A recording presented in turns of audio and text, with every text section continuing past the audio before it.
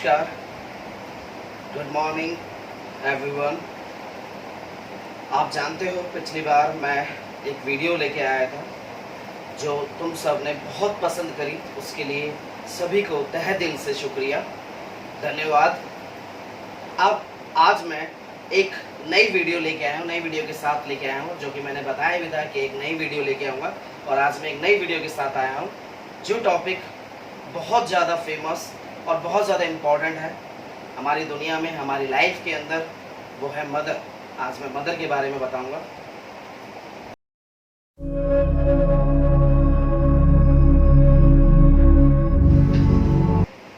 मेरी तकदीर में एक भी गम ना होता अगर तकदीर लिखने का हक मेरी माँ का होता। तो मैं आज मदर के बारे में, माँ के बारे में बताने जा रहा हूँ।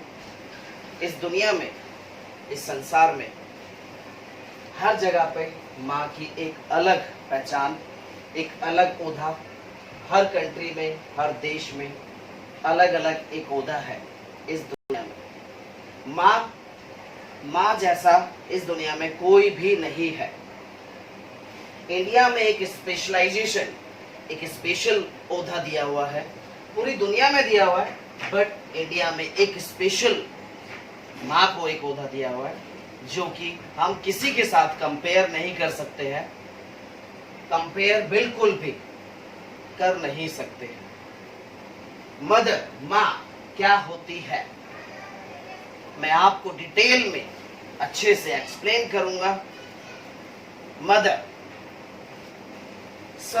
मैं आपसे सभी से एक क्वेश्चन करता हूं कि तुम्हारा पहला प्यार क्या है, कौन है? तुम सब लोग, सभी बच्चे, सभी स्टूडेंट्स ज्यादातर क्या बोलेंगे कि मेरा पहला प्यार कॉलेज लाइफ, मेरा पहला प्यार स्कूल लाइफ में, ऐसे आप जवाब दोगे। बट मैं आपको ये कहूंगा कि पहला प्यार ना कॉलेज लाइफ में, ना स्कूल लाइफ में कहीं नहीं होता है। हमारा पहला प्यार हमारी माँ होती है, हमारी माँ होती है। क्यों? क्योंकि जब हम जिंदगी में आते हैं, जब हम पहली बार आंख खोलते हैं, हमारी माँ, हमारे पिताजी हमारे को देखकर खुश होते हैं। फर्स्ट टाइम हम किसको देखते हैं? हम अपनी माँ को। तो पहला प्यार क्या हुआ? हमारी माँ। इस दुनिया में सबसे पहला टीचर, अध्यापक कौन है? वो है हमारी माँ। हमारे को संस्कार देने वाली, हमारे को सब कुछ सिखाने वाली, हमारे को आगे बढ़ाने वाली, हमारे को समझाने वाली, हर तरीके से आगे बढ़ाकर लेके जाने वाली हमारी माँ। माँ अपने बच्चे के लिए सब कुछ निछावर कर देती है, सब कुछ खो देती है। जैसे जैसे बच्चा बढ़ता है, सब कुछ अवॉइड करती चली जाती है, सब कुछ सैक्रिफाइस करती चली जाती है। अपने बच्चे के लिए खाना तक भूल जाती है, अपने बच्चे के लिए सब चीज भूल जाती है। कपड़े पहनना, कपड़े खरीदना, अपने बच्चे को ही खुश देखना चाहती है, खुशी देना चाहती है, अपनी खुशी को दबा देती है अपने बच्चे के लिए। माँ ये होती है। तो माँ को कभी भी हर्ट मत करो। मैं सबसे यही निवेदन करता हूँ, कभी हर्ट मत करो। अगर बाई चांस किसी तरीके से आपसे ऊंची आवाज में बोला गया, बट उसको सॉरी बोल दो, तहे दिल से पैर पकड़कर सॉरी बोल दो। माँ एक ऐसी होती है जो अपने बच्चे को बचपन से ही, शुरू से ही 9 महीने पेट में रखकर फिर उसको जन्म देती है, इतना दर्द सहन करती है, फिर उसके बाद उसका लालन पोषण करती है, इतनी तकलीफ में होते हुए भी उसको आगे बढ़ाती है, स्कूलिंग करवाती है, अपनी सेविंग जो होती है, अपना जो जोड़ा हुआ होता है, वो सारा का सारा निछावर कर देती है अपने बच्चे के लिए।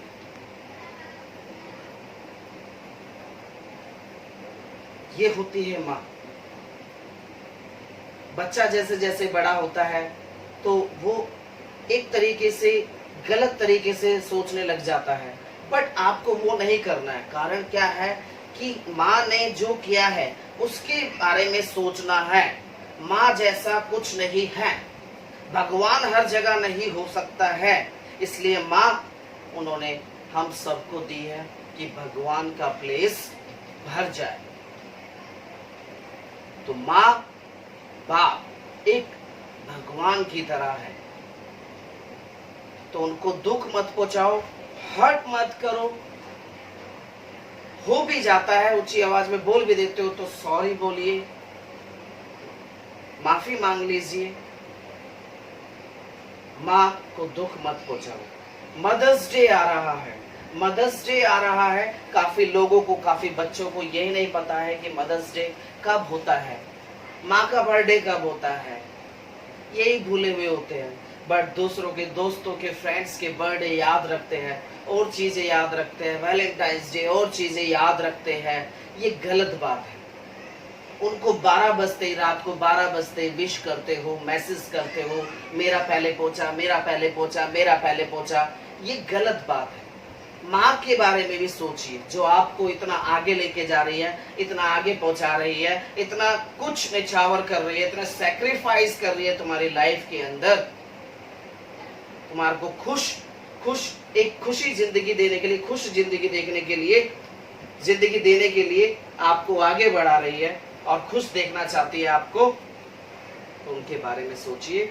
मदर्स डे, मैं आपको ये नहीं बोल रहा हूँ कि मदर्स डे को एक स्पेशल बनाने के लिए, एक ओकेजन जो डे होते हैं, ये स्पेशल बनाने के लिए होते हैं। पूरी जिंदगी आपको उनका साथ देना है, उनको खुशी देनी है, उनको खुश करना है, खुश रखना है। ये जो दिन होते हैं उनका बर्थडे, ये एक स्पेशल थिंग्स, एक स्पेशल करने के लिए, उनके लिए ओकेजन होता है, जो आप उनके लिए एक स्पेशल चीज करें, वो गिफ्ट, उनको खुशी ज्यादा से ज्यादा। वो फिर भी बोलेगी कि रहने दो बच्चों, तुम खुद खा लेते, तुम खुद कर लेते, बट आपको नहीं मानना। अपनी जेब खर्ची, देखो जेब खर्चा तुम्हारे को जो मिल रहा है उसके हिसाब से, उसके पैसों से आपको उनको गिफ्ट दे। तो यही लाइफ है। आप ये बातें नहीं समझोगे और चीजों में लगे रहोगे और बेकार की चीजों में लगे रहोगे। हमारी लाइफ में अगर मैं आपको बताऊं, सबसे पहले इस दुनिया में, सबसे पहले हमारी लाइफ में फर्स्ट प्लेस पे हमारे पेरेंट्स होते हैं, हमारी फैमिली होती है। सेकंड नंबर पे हमारा करियर, हमारे जो स्टडी करियर जो होता है, और थर्ड नंबर पे आप कुछ भी लगाते चले जाइए।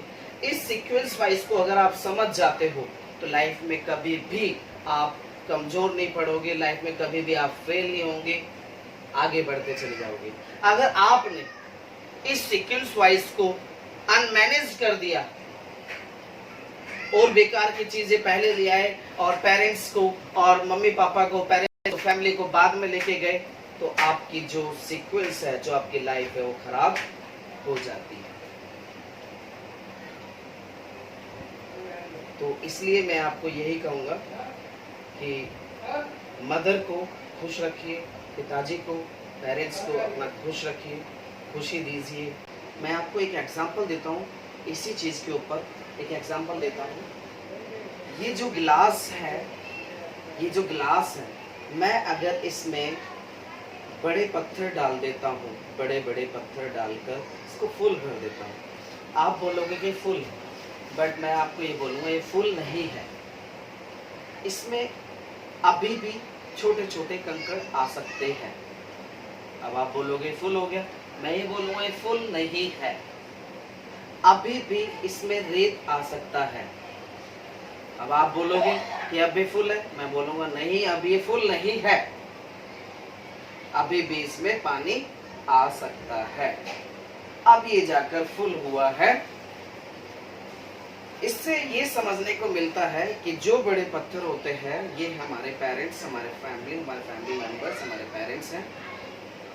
छोटे पत्थर हमारे करियर, हमारा एजुकेशन, हमारा करियर है। उसके बाद जो रेत और पानी, आप जो मर्जी लगाते चले जाइए। ये सीक्वेंस वाइज है लाइफ का, ये सीक्वेंस है। इस सीक्वेंस वाइज से अगर आप लाइफ को लेके चलते हो, आपकी लाइफ कभी भी गलत नहीं जाएगी और आप कभी भी धोखा नहीं खाओगे, आपको कभी प्रॉब्लम नहीं होगी। प्रॉब्लम यही होती है जब हम इसको सीक्वेंस को उल्टा कर देते हैं। अगर आप इसमें रेत पहले भर दो फिर पानी भर दो तो बड़े पत्थर और छोटे पत्थर की जगह नहीं बचेगी, जो कि हमारे पेरेंट्स और करियर की जगह नहीं बचेगी। तो ये एग्जाम्पल है। लास्ट में मैं आपको एक कहानी सुना दूं जो कि एक मदर के ऊपर है। बहुत अच्छी कहानी है मदर के ऊपर। एक बारी एक व्यक्ति को फांसी की सजा हो रही थी। वो जेल में सजा काट रहा था बहुत सालों से।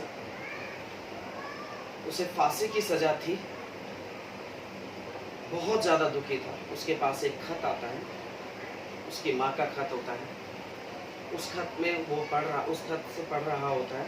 उस खत में लिखा हुआ होता है कि बेटा, हमने तेरे को बहुत समझाया, बचपन से लेकर आज तक तेरे को समझाया, सही शिक्षा दी, अच्छी तरीके से समझाया, हर तरीके से समझाया, पढ़ाया लिखाया, बट तुमने हमारी बात नहीं मानी। तुम गलत दिशा में चलते रहे, तुम गलत काम करते रहे। आज देखो तुम फांसी पे लटकने जा रहे हो। मुझे बहुत दुख हो रहा है क्योंकि अब तुम्हारे पिताजी भी नहीं रहे, मैं एक अकेली रही, मैं अकेली हूँ। मुझसे अब काम भी नहीं होता है, मुझसे चला भी नहीं जाता है। खेत है, खेत में मेरे से खेती भी नहीं होती है। मैं क्या उगाऊँ क्योंकि मेरे पैर जवाब दे चुके हैं। मैं क्या करूँ, मुझसे कुछ नहीं किया जाता है। एक बेटा था, उसे फांसी होने वाली है, जेल में। मैं क्या करूँ बेटा, मेरे को बहुत रोना आता है, मैं बहुत रोती हूँ। वो बेटा खत पढ़ता पढ़ता रोने लग जाता है। वो चुप होकर रोता रोता ऐसे लेट जाता है।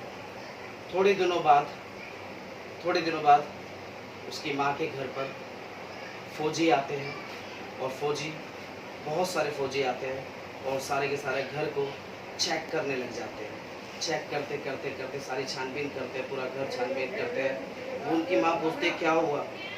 वो बोलते हैं कुछ तुम्हारे बेटे ने कुछ इलीगल छुपा रखा है, हम उसे ढूंढने आए हैं। वो चेक करते खेत में चले जाते हैं, सारा खेत खोद देते हैं, बट उनको कुछ नहीं मिलता है और वो चले जाते हैं। अगले दिन खत आता है उसकी माँ के लिए, बेटे का। माँ, मैंने आज तक जिंदगी में कभी भी तेरे लिए कुछ नहीं किया है। मैं बहुत दुखी हूँ, मैं मरने जा रहा हूँ, मेरे को फांसी हो रही है, बट लास्ट में एक काम करता जा रहा हूँ। मैंने झूठ बोलकर पुलिस वालों को, फौजी को झूठ बोला था कि मैंने कुछ छुपा रखा है, बट मैंने कुछ नहीं छुपा रखा है। मेरे को सिर्फ तुम्हारे लिए खेत खुदवाना था। अब मैंने खेत खुदवा दिया है, उसमें आलू बो, सब्जी बो और बो कर खाओ। Thank you.